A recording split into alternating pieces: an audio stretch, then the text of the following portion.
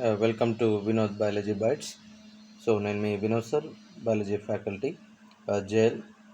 Right, అయితే ఇక్కడ విషయం ఏంటంటే చాలా రోజుల నుంచి మన ఛానల్ వాళ్ళకి నేను బయాలజీ బిట్స్ అందించడంలో కొంచెం ఏంటి టైం అనేటువంటి సరిపోక మిమ్మల్ని కొంచెం నెగ్లెక్ట్ చేయడం అనేటువంటి జరిగింది. సో ఈ మధ్య నిర్వహిస్తున్నటువంటి ఆర్ఆర్బీకి కానీ డిఎస్సికి కానీ కొన్ని బయాలజీ బిట్స్, ఇంపార్టెంట్ బిట్స్ని నేను మీకు రోజు ఒక 10 అనేటువంటిది అందించడం అనేటువంటి జరుగుతుంది. సో అయితే ఈ క్రమంలోనే మీకు కొన్ని బయాలజీ బిట్స్ని నేను అందిస్తున్నాను, ఒకసారి గమనించండి. కొంచెం ఇంపార్టెంట్ బిట్స్ని నేను మీకు అందించడం అనేటువంటి జరుగుతుంది. ఎక్కడ కూడా ఈ బిట్స్ అనేటువంటివి దొరకవు. ఇవి నా ఓన్గా నేను క్రియేట్ చేసినటువంటి బిట్స్గా నేను చెప్పడం అనేటువంటి జరుగుతుంది. రైట్, ఇక్కడ ఫస్ట్ బిట్ని గిట్ట తీసుకున్నట్టయితే మానవ శరీరంలో అత్యంత తొందరగా పునరుత్పత్తి చెందగలిగేటువంటి ఎముక ఏది అన్నాడు. సో అంతర్జంగిక, ఇది కాల్లో ఉంటుంది. తొడ ఎముక, ఇది కూడా కాల్లో ఉంటుంది. వెన్నెముక అనేటువంటిది కూడా ఇక్కడ, ఇవన్నీ కూడా అంత తొందరగా పునరుత్పత్తి చెందగలిగేటువంటి ఎముకలు కావు. కానీ ప్రక్కటెముక మాత్రం ఏంటి అని అంటే ఇక్కడ తొందరగా పునరుత్పత్తి చెందేటువంటి ఎముకగా మనం పేర్కోవడం జరుగుతుంది. అంటే ఆప్షన్ బి అనేటువంటిది ఆన్సర్గా మనం చెప్పుకోవడం అనేటువంటి జరుగుతుంటుంది. ఆప్షన్ బి అనేటువంటిది ఆప్షన్గా మనం చెప్పేసుకోవచ్చు. ఫస్ట్ దాని ఆన్సర్ ఆప్షన్ బి మనం చెప్పేసుకోవచ్చు.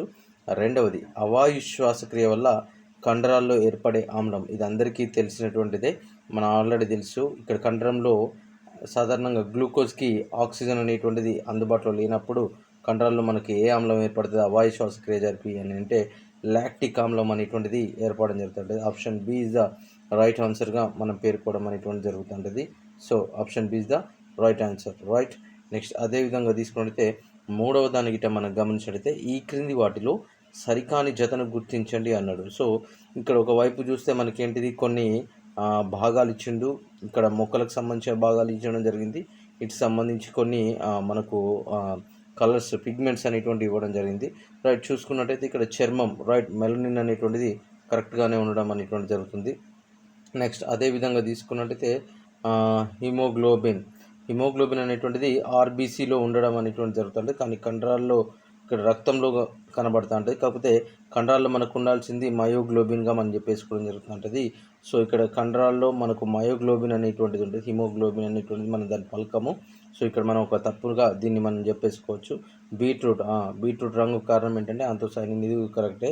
పత్రాలు ఇక్కడ ఆకుపచ్చ రంగులో ఉండడానికి గల కారణం ఏంటంటే క్లోరోఫిల్, ఇది కూడా కరెక్ట్గానే మనం పేర్కోవడం అనేటువంటి జరుగుతుంటుంది. అంటే ఇప్పుడు సరికాని జత ఏంటి అనేటువంటి విషయాన్ని గిట్ట గమనించినట్లయితే సో కండరాల్లో మయోగ్లోబిన్ ఉండాల్సింది. సో కాకపోతే ఇక్కడ మనకి ఏమైంది, హిమోగ్లోబిన్ అనేటువంటిది కనబడుతుంది.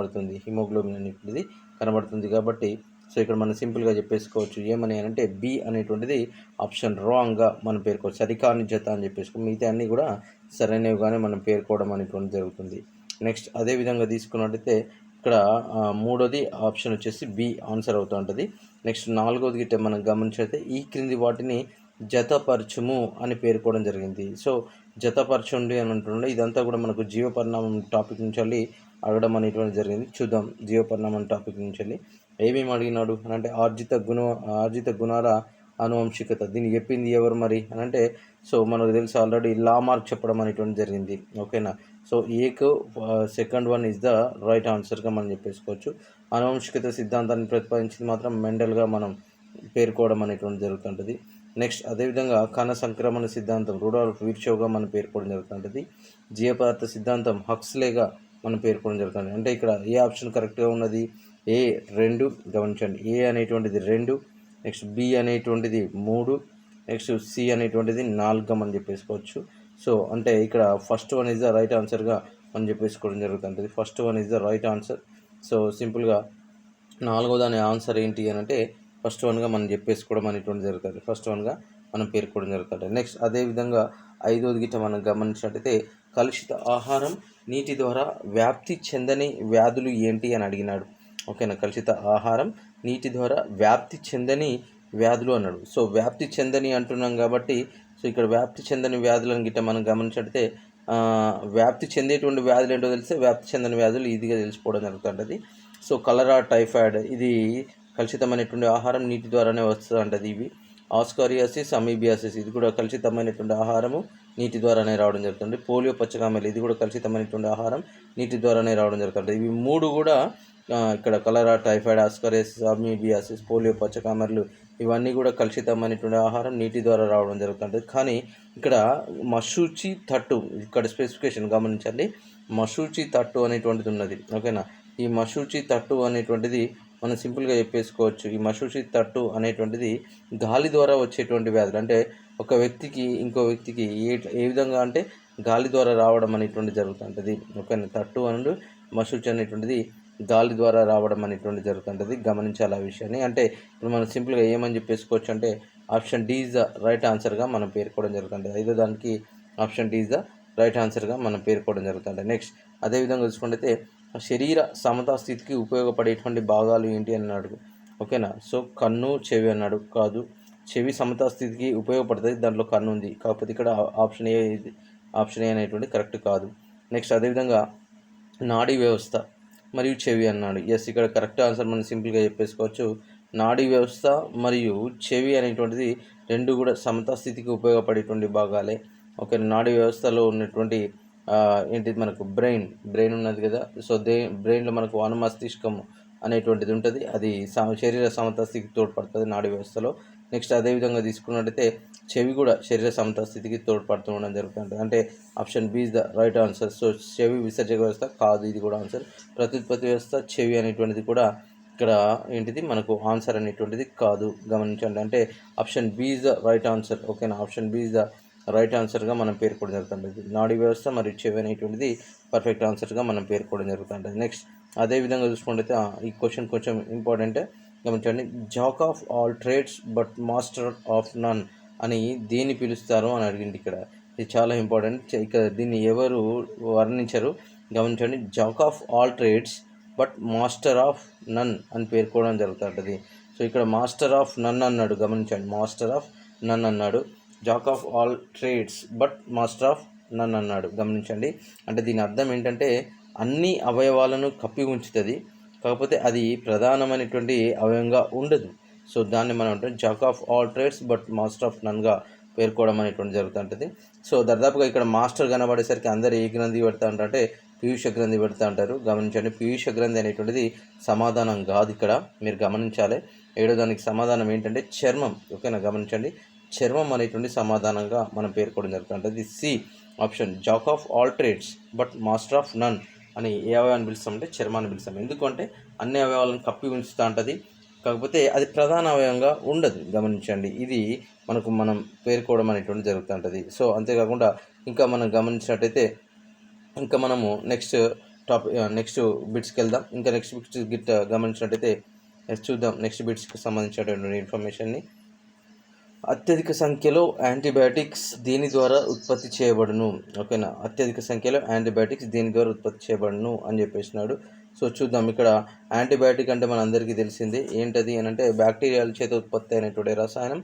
ఇక్కడ సూక్ష్మజీవుల చేత ఉత్పత్తి అయినటువంటి రసాయనం వ్యాధికారక సూక్ష్మజీవులను చంపేస్తూ ఉంటుంది, దాన్నే మనం ఏంటంటే యాంటీబయాటిక్ అని చెప్పడం అనేటువంటి జరుగుతుంటుంది.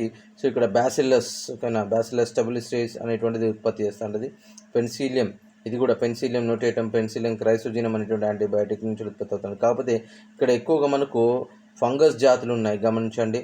ఇక్కడ సెఫలోస్పోరియం కూడా మనకు పెన్సిలియం జాతుల నుంచి యాంటీబయాటిక్ అనేటువంటి ఉత్పత్తి అవుతుంది. కానీ ఇక్కడ మీరు గమనించండి, క్లోరోంఫెనికాల్, నెక్స్ట్ అదేవిధంగా చూసుకున్నట్లయితే స్టెప్టోమైసిస్ గ్రీసియస్, స్టెప్టోమైసిస్ వల్గారిస్, ఇవన్నీ కూడా ఏ జాతుల నుంచి వెళ్ళి అని అంటే స్టెప్టోమైసిస్ జాతుల నుంచి ఉత్పత్తి అవుతూ ఉంటుంది. అంటే ఇక్కడ అధిక మొత్తం యాంటీబయాటిక్స్ ఏంటి, అధిక మొత్తంలో పెన్సిలియం యాంటీబయాటికే, బ్యాసిలస్ యాంటీబయాటికే, సెఫలోస్పోరియం కూడా యాంటీబయాటిక్. ఇక్కడ క్వశ్చన్ ఏమని అడుగుతున్నాడు అని అంటే దేని ద్వారా అత్యధిక సంఖ్యలో యాంటీబయాటిక్స్ దేని ద్వారా ఉత్పత్తి చేయబడను అంటే ఏ జాతిలో ఇక్కడ యాంటీబయాటిక్స్ ఎక్కువ ఉత్పత్తి అవుతాయి అనేటువంటి విషయాన్ని అడుగుతున్నాడు. అంటే ఇక్కడ మనం సింపుల్గా చెప్పేసుకోవచ్చు ఏంటి అని అంటే ఇక్కడ ఆప్షన్ సి స్టెప్టోమైసిస్ జాతుల నుంచి క్లోరోంఫెనికాల్ కానీ, నెక్స్ట్ అదేవిధంగా టెట్రాసైక్లిన్ కానీ, అవన్నీ కూడా ఏ జాతుల నుంచి ఉత్పత్తి అవుతాయంటే అధిక మొత్తంలో స్టెప్టోమైసిస్ బ్యాక్టీరియా జాతుల నుంచి ఉత్పత్తి కావడం అనేటువంటి జరుగుతుంది. అంటే 8వది ఆప్షన్ సిగా మనం పేర్కోవడం అనేటువంటి జరుగుతుంటుంది. నెక్స్ట్ అదేవిధంగా మనం గమనించినట్టయితే ఇక్కడ 9వది చూసినట్టయితే పిజ్జా, బర్గర్, ఫాస్ట్ ఫుడ్ వంటి ఆహార పదార్థాల నుండి సాధారణంగా ఏ పోషకాలు లభ్యమవును అని అడిగినాడు ఇక్కడ క్వశ్చన్. సో ఇక్కడ గమనించండి, ఫైబర్లు, విటమిన్లు అని, ప్రోటీన్లు, కాల్షియం అని, కార్బోహైడ్రేట్లు, ఐరన్లని. సో గమనించండి, పిజ్జా, బర్గర్, ఫాస్ట్ ఫుడ్ వంటి ఆహార పదార్థాలను సాధారణంగా అని అడిగిండు. సాధారణంగా ఇక్కడ పిజ్జా బర్గర్లు యాక్చువల్గా ఏం కలిగి ఉంటాయంటే కొవ్వులను ఎక్కువగా కలిగి ఉండడం అనేటువంటి జరుగుతుంటుంది. సో కొవ్వులతో పాటు ఇంకేముంటుంది అంటే ఇక్కడ ఫాస్ట్ ఫుడ్ అని కూడా అడిగింది కాబట్టి సోడియంని ఎక్కువగా యాడ్ చేయడం అనేటువంటి జరుగుతుంటుంది. సోడియంని ఎక్కువగా యాడ్ చేయడం అనేటువంటి జరుగుతుంది. టేస్టీకి ఇక్కడ సోడియంని ఎక్కువగా యాడ్ చేయడం జరుగుతుంది. అంటే option D is the right ఆన్సర్గా మనం పేర్కోవడం అనేటువంటి జరుగుతుంటుంది. గమనించండి. నెక్స్ట్ అదేవిధంగా తీసుకున్నట్టయితే 10వది, ఇక్కడ 10వ క్వశ్చన్కి ఆన్సర్ గిట్ట గమనించినట్టయితే అధిక బయోమాస్ ఏ ఆవరణ వ్యవస్థలో గోచరించును అని అడిగినాడు. కొలను ఆవరణ వ్యవస్థలో గోచరించదు, గడ్డి ఆవరణ వ్యవస్థలో గోచరించదు, సరస్సు ఆవరణ వ్యవస్థలో కూడా ఇక్కడ మనకు బయోమాస్ అంటే ఏంటిది? ఒక జీవి యొక్క పొడి ద్రవ్యరాశిని మనం ఏమంటుంటే బయోమాస్గా మనం పేర్కొనడం జరుగుతుంది. దాంట్లో కార్బన్ శాతాన్ని బయోమాస్ అంటుంటాం. సో అత్యధికంగా దేంట్లో కనబడుతూ ఉంటుంది అని అంటే అడవి ఆవరణ వ్యవస్థలో మనకు అత్యధికంగా బయోమాస్ అనేటువంటిది కనబడుతుంటుంది. గమనించండి. ఇవన్నీ జస్ట్ శాంపిల్ బిట్స్. ఇంకా రేపటి నుంచి కొన్ని మంచి బిట్స్ని మీకు అందించడం అనేటువంటి జరుగుతుంది. సో దీనికోసం ఏం చేయండి అంటే నా ఛానల్ని సబ్స్క్రైబ్ చేసుకుంటూ ఉండండి. ఓకేనా. రేపటి నుంచి ఇంకా మీకు నంబర్ ఆఫ్ బిట్స్ అనేటువంటివి రావడం అనేటువంటి జరుగుతుంది. Thank you for watching. So ఇక్కడ మీకు మీ ఫ్రెండ్స్కి కూడా ఈ ఛానల్ గురించి షేర్ చేయండి. మెయిన్గా ఆర్ఆర్బి డిఎస్సి వాళ్ళకి సంబంధించినటువంటి బయాలజీ బిట్స్ని నేను అందించడం అనేటువంటి జరుగుతుంది. సో గమనించండి ఈ విషయాన్ని. సో మీ Vinod Kumar sir, senior faculty in biology, JL botany. ఓకేనా. Right. Thank you. Bye. Thank you. Keep watching our channel.